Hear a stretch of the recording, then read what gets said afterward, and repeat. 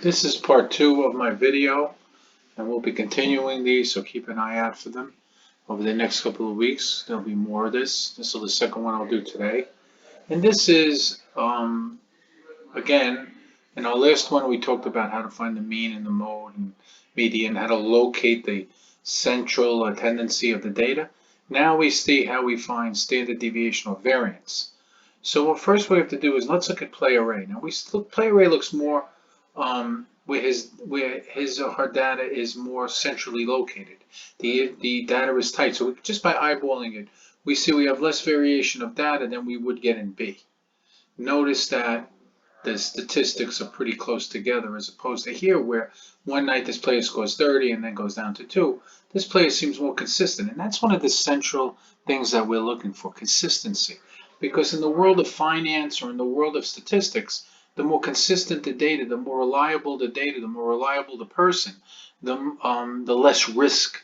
So we relate risk a lot of ways. When we try to measure risk, we try to look at variances from the mean or the average. So understand that as a main point in this, that in order to really understand risk, we have to understand the variances from the average. So how do we calculate this? Well, this is simply the statistics copied again for player A's games.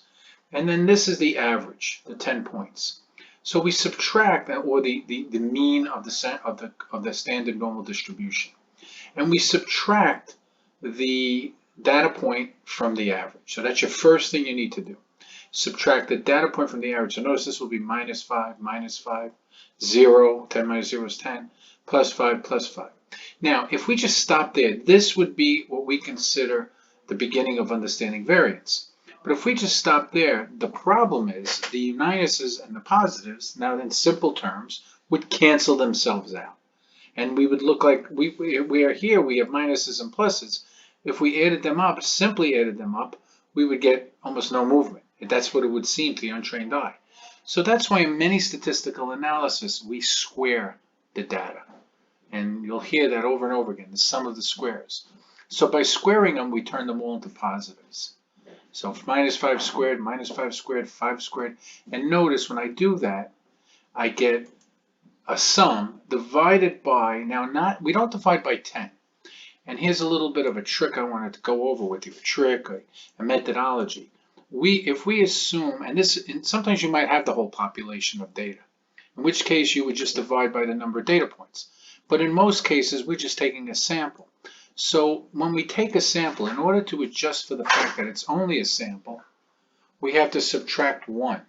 We have to subtract 1 from this. And what this fancy equation tells us is the E is the sum of the data points minus X with the bar over it is the average.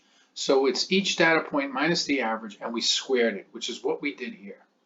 And then we divide by the number of data points minus 1. Taking away this 1, what we call degree of freedom, and only dividing by 9 gives us the variance. All right, that was what gives us the variance. So notice that we didn't divide by 10, we divided by 9, and that's something very important for you to remember. That coincides with this equation. That gives us our variance. And then simply finding the square root, and that's the rest of this equation, gives us what we call this little symbol, which is sigma, or standard deviation. And now we could find 16.67 is the variance of a sample distribution, or a sample set of data, and the standard deviation is 4.082.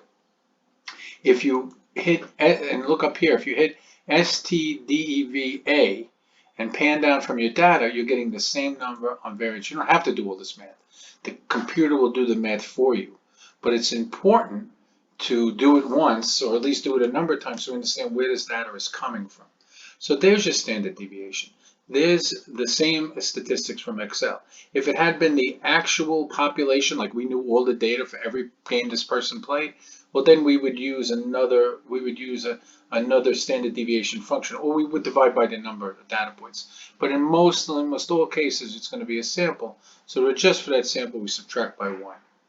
And furthermore, by looking at the second player and doing the same statistics, notice that the variance is higher and the standard deviation is higher.